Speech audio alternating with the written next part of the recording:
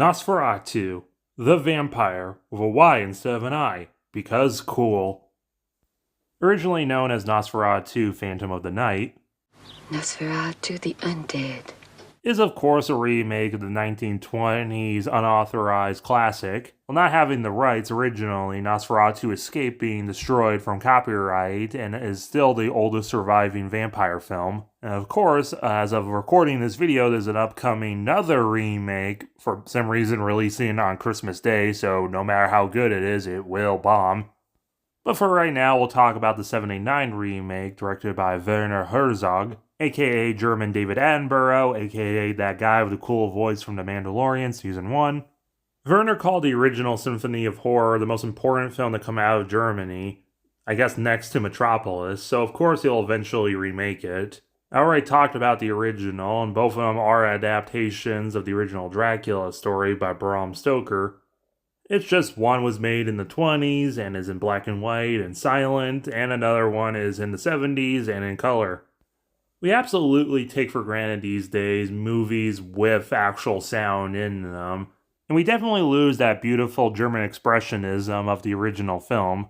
But just because the 79 film actually has color and people talking it doesn't make it any less scary. Both films also have an underlying theme of a plague going on.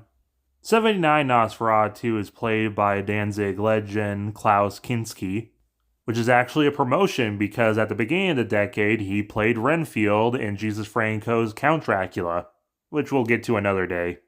He also sounds exactly how he looks. You must excuse my rude entrance. I'm Count Dracula. Klaus does a good job, even if there's a lot of to him. He is pretty stoic for the role and does have a very underlying theme of sadness we'll get to later, contrast by his bestial feeding. And he does say that Children of the Night line I like so much, well, slightly rephrased. Listen. The children of the night make their music. This is one of many adaptations for some reason that swapped the roles of Mina and Lucy. So now Lucy's married to Jonathan instead, and Mina, much like the original Nosferatu, is an incredibly minor character that barely counts, basically only being in the scene where Lucy's waiting for Jonathan to return, and she ends up dead at the end. Like basically every adaptation, other than Coppola, there's no Quincy, we don't even have an Arthur Homewood, no Dracula brides, and not even a Dr. Stewart. But unlike the original Nosferatu, we do have a Van Helsing, who begins the story as a non-believer. And we have a Dracula turning into a bat. I don't think he turns into rats, but there are plenty of them, but no mist. He also doesn't cast a reflection, there is a Renfield and his mutton chops. Instead of Dr. Stewart going over him, it's Van Helsing. And like the original Nosferatu, he's stuck in an asylum and is not killed off.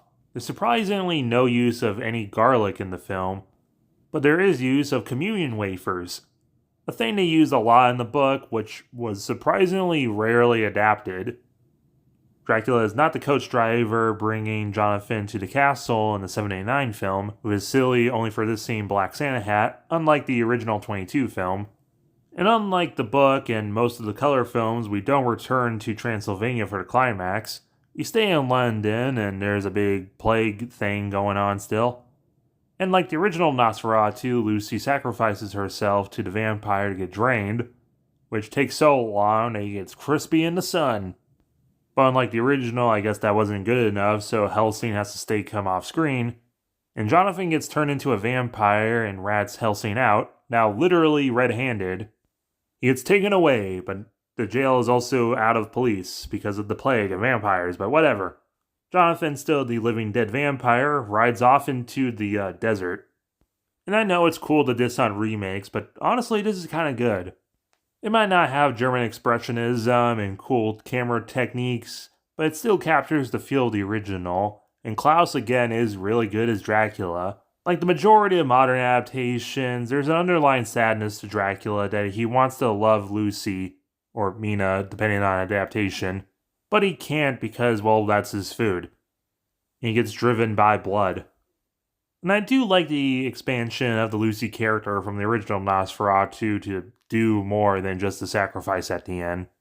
It'll never be as iconic as the original Nosferatu, but I feel like this film stands on its own well. With nice emotions and music, and Dracula looks really cool in this film. 8 out of 10. But if you've seen this film, let me know your opinions down below, as well as hitting that like button and subscribing.